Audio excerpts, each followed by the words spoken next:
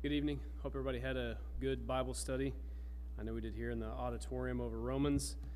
I just want to take a look at something very quickly in Luke chapter 10, which has been our chapter this week for our weekly Bible reading.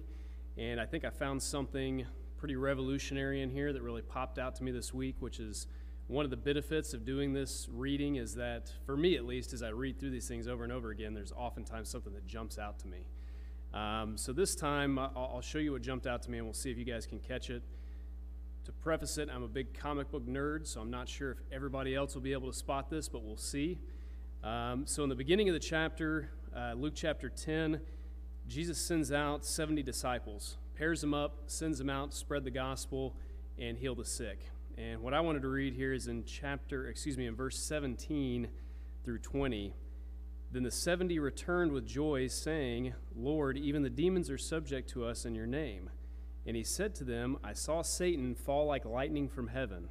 Behold, I give you the authority to trample on serpents and scorpions, and over all the power of the enemy, and nothing shall by any means hurt you. Nevertheless, do not rejoice in this, that the spirits are subject to you, but rather rejoice because your names are written in heaven. So if you didn't catch it in there, this is a creation of superheroes, okay? Verse 19, he gave them the authority to trample on serpents and scorpions, and nothing shall by any means hurt you, okay? This is the New Testament Avengers. Not really, okay? I did a little bit more studying into this. That did stick out to me. But after further review, I think what this is speaking more to, and we can't be sure that they didn't have physical abilities, but I think it's more spiritual in nature.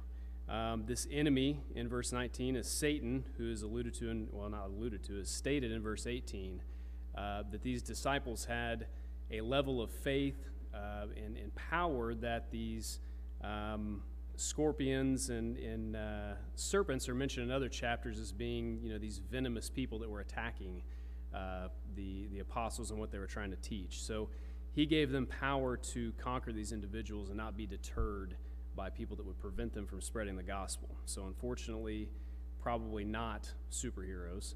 But the good news is, in verse 20, that we shouldn't rejoice in these powers and accomplishments on earth anyway, because the real reward is if we, and this applies to us today as well, use these abilities and powers or whatever it is that God gives us, our tools and resources, to commit our lives to Him, to spread the gospel, to obey Him, then our names can be written in heaven, just like these disciples that were mentioned here.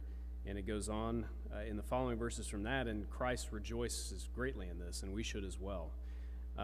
So if you're here tonight, you don't have to be a superhero, you don't have to have superpowers. If you would like to commit your life to Christ, or if you have and you have not been obedient to that and would like to make that right, we'd give you the opportunity now to come down as we stand.